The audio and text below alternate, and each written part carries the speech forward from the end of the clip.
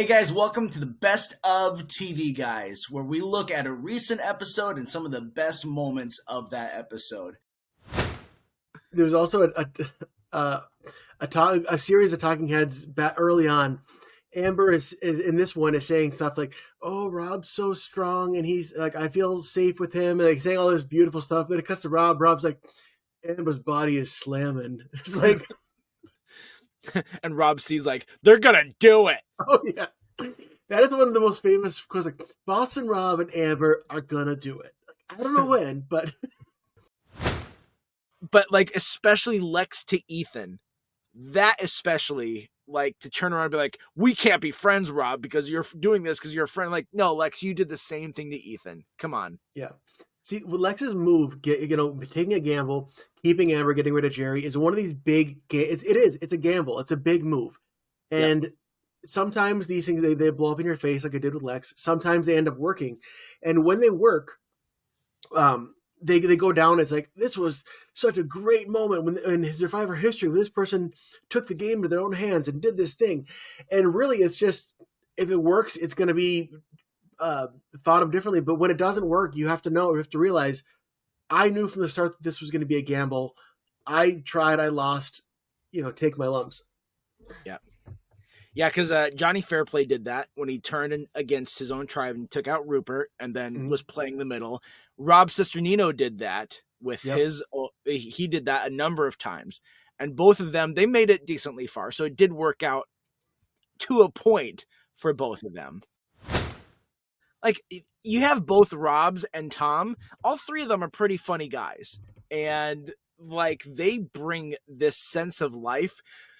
Like the one recap episode that they showed where they gave you some new footage and stuff like that. Yeah. I'm so glad that they showed that, because they gave us the Shapira mock immunity or the tribal council. That was so funny.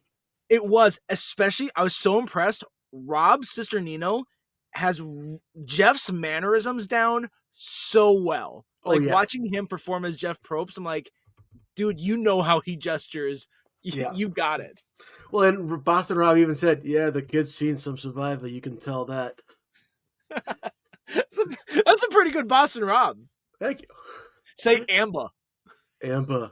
It's a game. I'm sorry, Lex. Please save Amber. He also says something that a lawyer should have told him, do not put this out to the public. But what he said was, I didn't sexually assault anybody, but if I did, it would be a man because I'm gay.